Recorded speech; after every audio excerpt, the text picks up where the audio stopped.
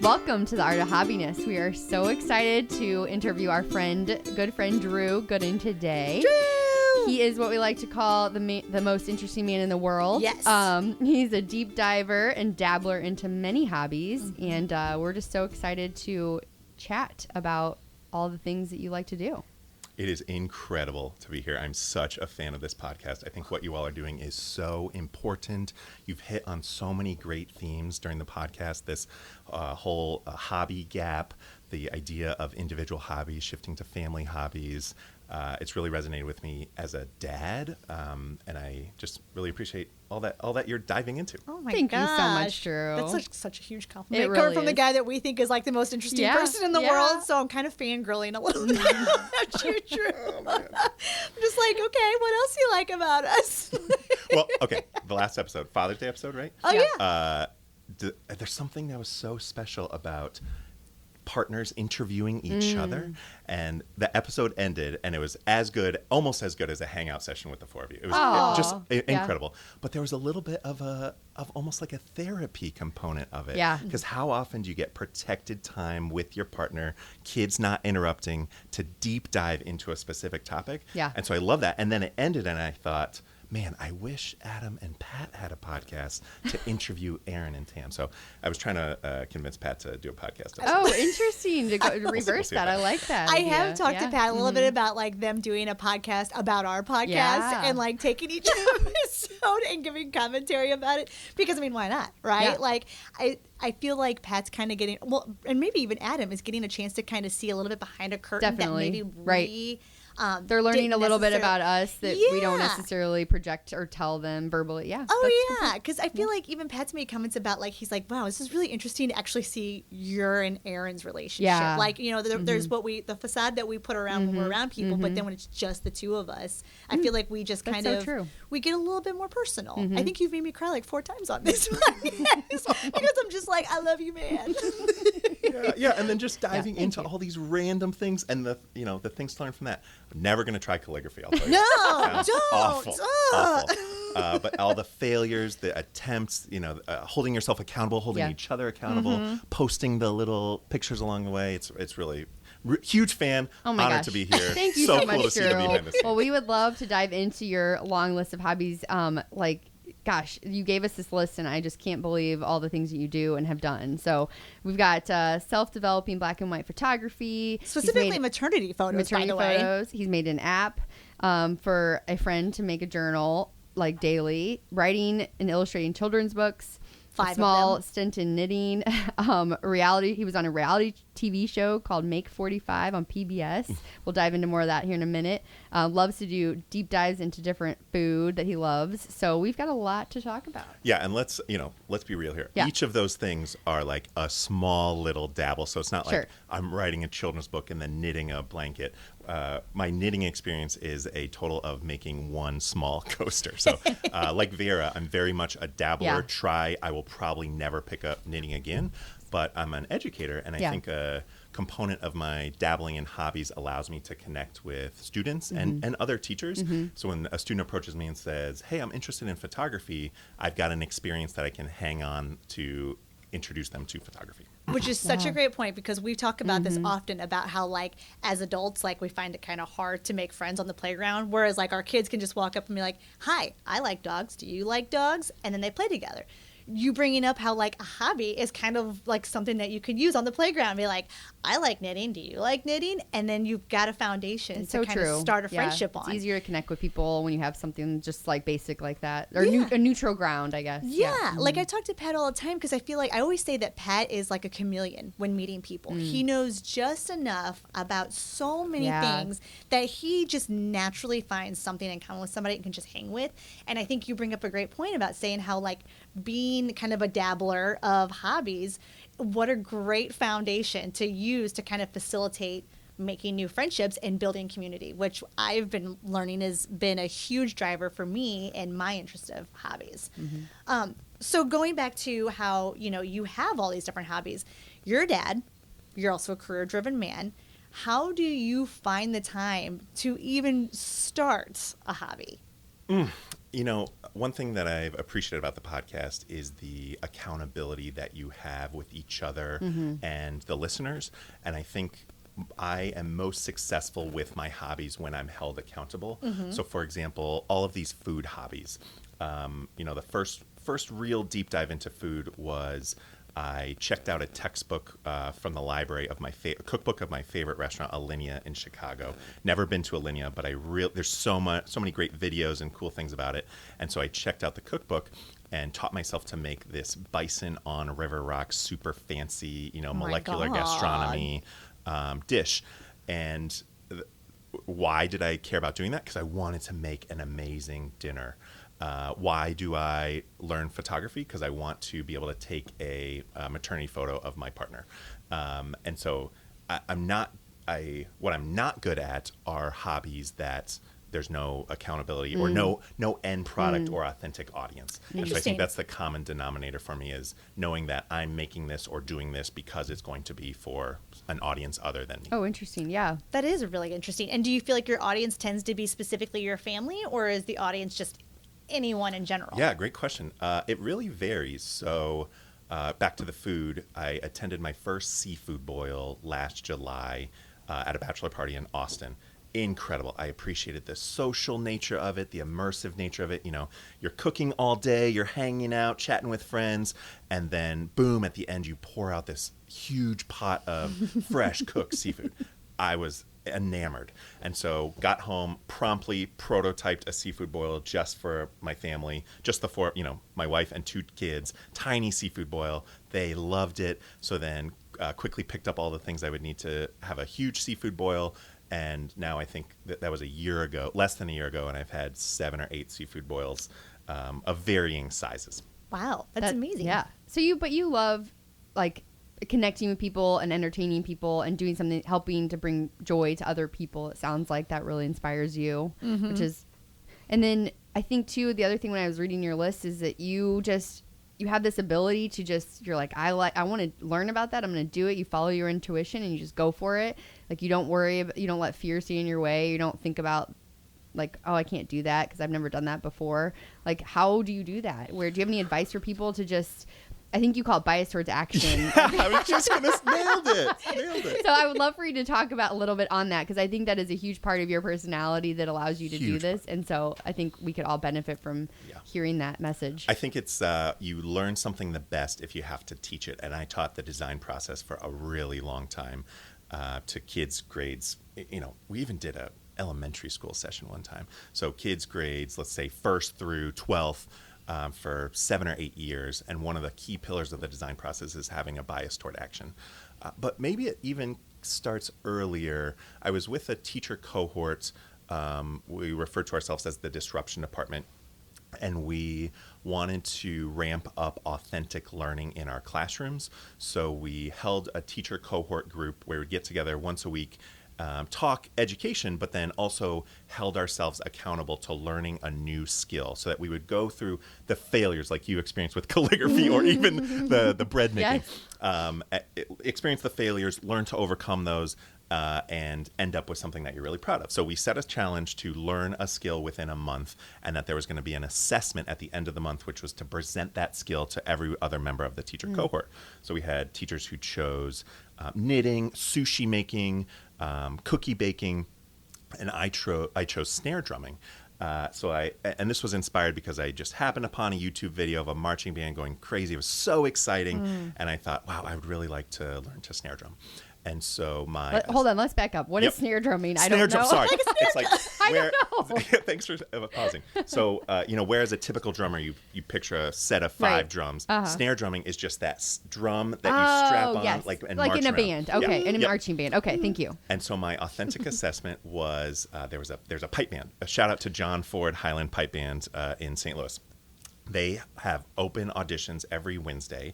And so after a month of practicing with YouTube videos and CDs and stuff, I went and auditioned for the pipe band. Oh my gosh. And they said, wow, no, you cannot play with us yet, but you're pretty good for Oh, just wow. a month. Wow. So what if you keep coming to these Wednesday meetings? We'll teach you some more stuff, and then eventually you can play with. And I ended up playing with them for 5 years, doing all sorts of parades, funerals, events, stuff like that. Incredible. And that I think was the kickoff for my adult exploration of all these random things that I'm dabbling in. And many, I'm probably never going to pick up a snare drum again. I'm probably never going to deal with the black and white photography, developing chemicals, not the best environment for having kids running around. But I do think, a year from now, if we did another podcast, I would probably have 3 or 4 different things that I've tried in this past year. You are so great about being vulnerable, because the idea of me picking up a snare drum, learning in a month, and then having the balls to go in front of a crowd of people to audition, I don't know that prior to this podcast I had that vulnerability. I think I would have just been totally consumed by fear of failure that I never would have got there. And I think that's what makes you, as we say, the most interesting person in the world, is you have seemed to find a way to just be a student. Like, you just seem to really take the risk of learning a material and then just taking the test. Essentially, that's what the interview was. It was like a test, right? And you are very self-aware of, like, when there's like an ending for you and when you move on to the next one. And I honestly feel like if it weren't for the podcast and me knowing that, like, my ending was I just need to create enough of an experience to be able to do an episode, I could see myself getting very down about myself for any type of, we'll say, failure, right? Whereas, like, with calligraphy, I can laugh about it, right? I was like, all right, I kind of suck. But, like, if I would have tried that on my own without having, like, the mission of being able to present information to our listeners, I think I would have been like, I'm just not meant for hobbies. Yeah, just giving up altogether. Right, yeah. So it's really impressive to hear how you can just trudge on. You just keep going. And you talked about being a father while doing that. You're finding that, like, doing the black and white photography, like, it just wasn't an environment great for kids. Are there any other hobbies that you tried that you realized as a parent probably weren't ideal? Yeah, even the seafood boil thing gets a little dicey with, like, putting up the protective barriers because it's a really hot pot. And having a 2-year-old wandering around can be a little crazy. But I do appreciate this point that you've hit upon, which is individual hobbies to family hobbies, because my 5-year-old loves Legos, and I wasn't really a big Lego kid as a kid, but wow, I love the process of watching her do Legos or playing Legos with her, and so I think that's we went to Legoland together. It was a blast. So I think whereas previously the hobbies were initiated by me, as they get older, as 5-year-old turns 6, 7, 8, I imagine the hobbies will be more initiated by her. Yeah. That's so interesting, because we've dabbled on that in just a couple previous episodes, which Tara Clark was somebody who we interviewed, and she actually shares the Lego hobby that you're saying, and it also came from just kind of sitting down with your kid and just being a part of, like, what you call it, parallel play. Yeah. So that's so fascinating, actually, that like we've got another person there. Yeah, Legos are great for that. Legos are fantastic. And in fact, I've been trying to be more like, okay, I'm going to play some Legos. I like some Legos. Yeah. I think there is something about, you're kind of getting to relive your childhood, right? And go through it again with them and find new things. It's really cool. Do you have any hobbies that you do with your wife? Wow, great question. I think pre-COVID, our main go-to hobby was yoga. Okay. And in St. Louis, there was this amazing program called ClassPass, which was so great for our schedule because you would get out of work, say, I want to do a yoga class, and find out what time. You could go to almost any yoga studio in the city, and there was always one 10 or 15 minutes from then. And so it was fantastic with our schedule. With the kids, it's a little trickier to both be able to get to a class. And, if she were interviewed, she would say, he bamboozled me by making me think that he liked yoga. And I cannot do yoga at home. I try. The closest I've come is, I think the Peloton is a fantastic thing because it's right there in front of you. And so I can do that by myself and still feel the social nature of the class. But the yoga, we have not been able to figure out a way to pull it off with kids. Yeah. I mean, it's almost impossible to both go do something, a hobby together, and not take the kids, or you have to find childcare. It's just, it's a hard time in our lives. Yeah. So yoga studio with childcare. Yeah. Wow. Oh my gosh. Oh my God. I don't understand why that doesn't There you exist. go. Or Somebody, if other you're places listening. like that. I mean, there are workout gyms now that there's childcare. Like our YMCA has that, where you can drop your kids off for childcare and you go work out. But why aren't there more places like that? Right? It Like, should be. would you Anyway, call that it's like an idea. So if there's a listener out there that's trying to think of a new business model, Restaurants with childcare. Yes. Yeah. Even IKEA has childcare. Yes. Oh man, that is incredible. It is incredible. Thanks, IKEA. Yeah. My goodness. Okay, so then you've done your food deep dives. We've talked about like, you also did in you're a Kids' Choice Award winner. Because you actually were a part of a show, and the show was called Make 48. It was on PBS. We already kind of talked about it, but I want to go back to it again because you actually developed a STEM game, right, for children. You are very great about finding the child mind. How do you use that when you're parenting to help your child find hobbies? Because I assume that you probably do try to facilitate hobbies for them. Yeah, I think the facilitation of hobbies with kids is very similar to how I've described I approach hobbies. So it's let's see what sticks. And if we try something and we don't like it, one thing that comes to mind is this disastrous soccer thing where we showed up. Lots of meltdowns, and we were signed up for 4 weeks, but it was not her thing. So we never went back. And that's okay. Yeah. And maybe we'll try soccer again at some point. She does a little bit of soccer with school, but otherwise, that's okay. She doesn't like it. Yeah. If she suddenly decided, I don't like Legos anymore, totally fine. We've got a 2-year-old that will maybe try Legos when she grows up. And so throwing a bunch of stuff at them, a bunch of experiences, and seeing what they take to.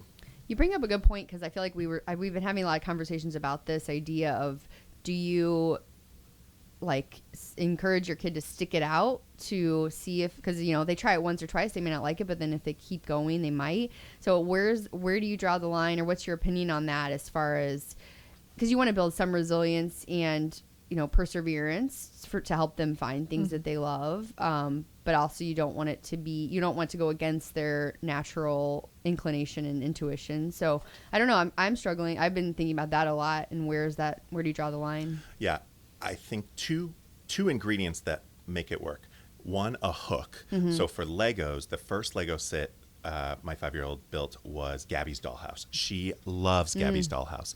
And so that allows her to maintain the endurance when two pieces aren't sticking together. It's feeling a little frustrating. This is for Gabby's dollhouse. And that was just the first one. Now she does all sorts of Legos. And then also a time constraint.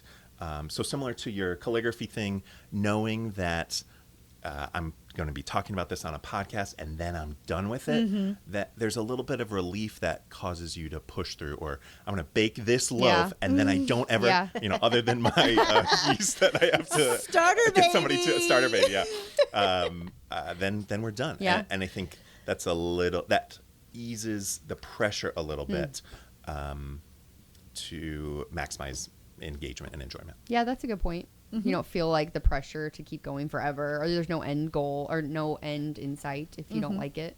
Yeah, that's a good point. Have you ever started a hobby just to achieve one thing? Going back to, you said knitting. You did knitting, you made a coaster, you're done.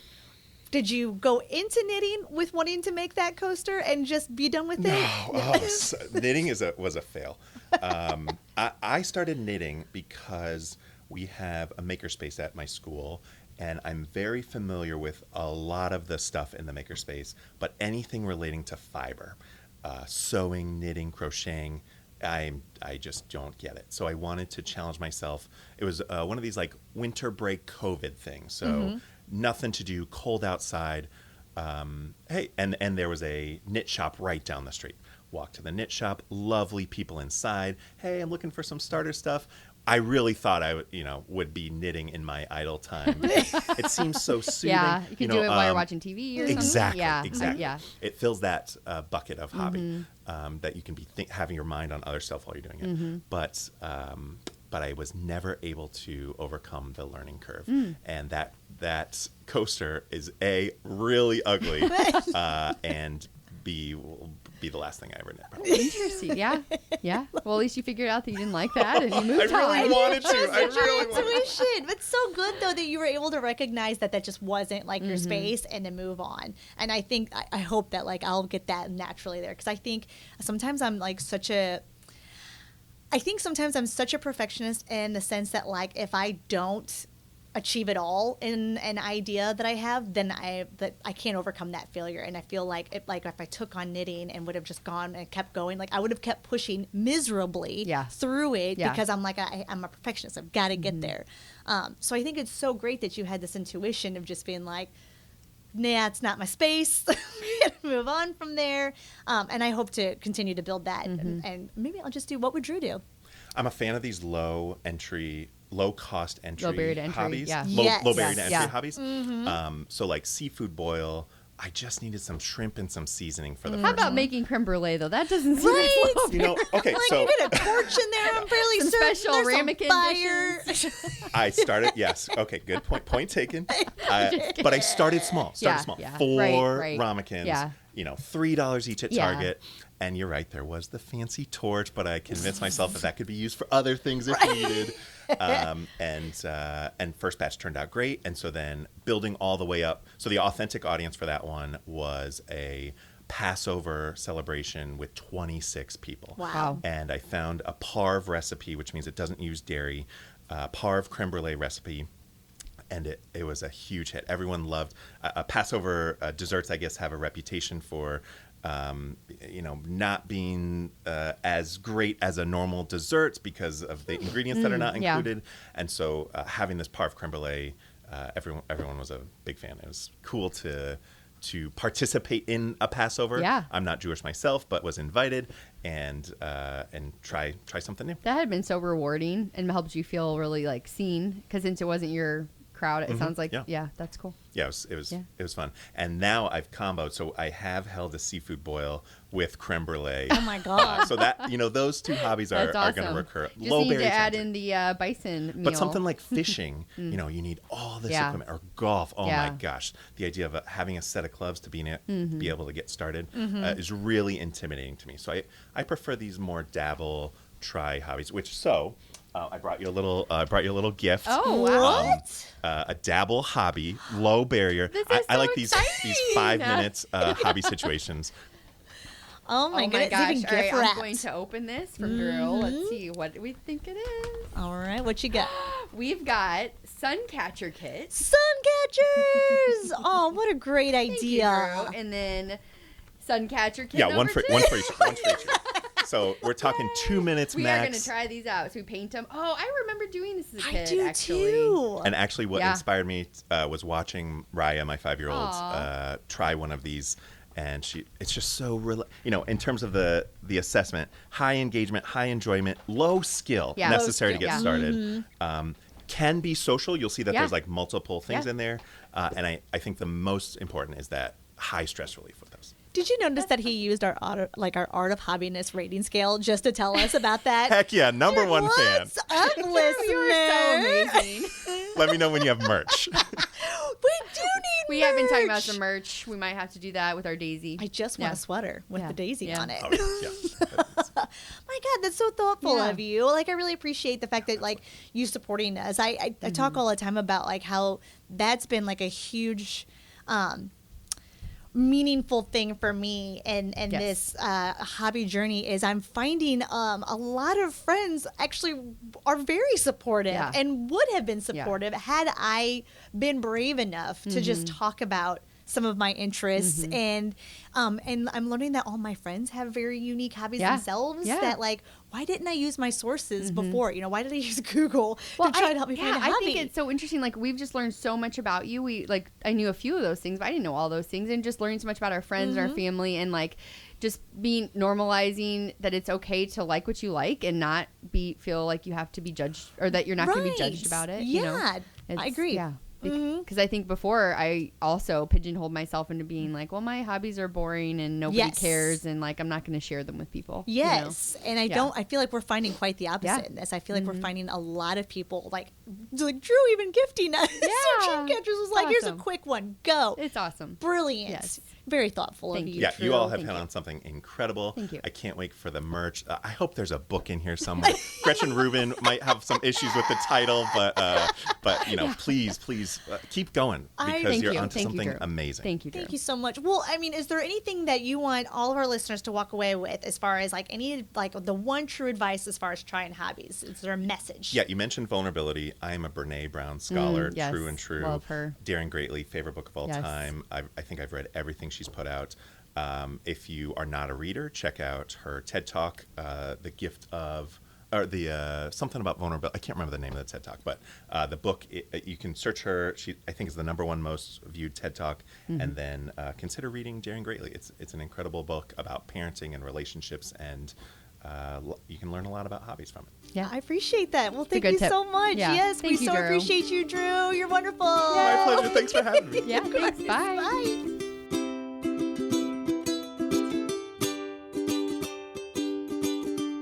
Thanks for listening to The Art of Happiness. Be sure to leave a review and rating. And for a little extra Erin and Tam fun, be sure to follow us on Instagram and Pinterest for behind-the-scenes footage of our journey to find happiness.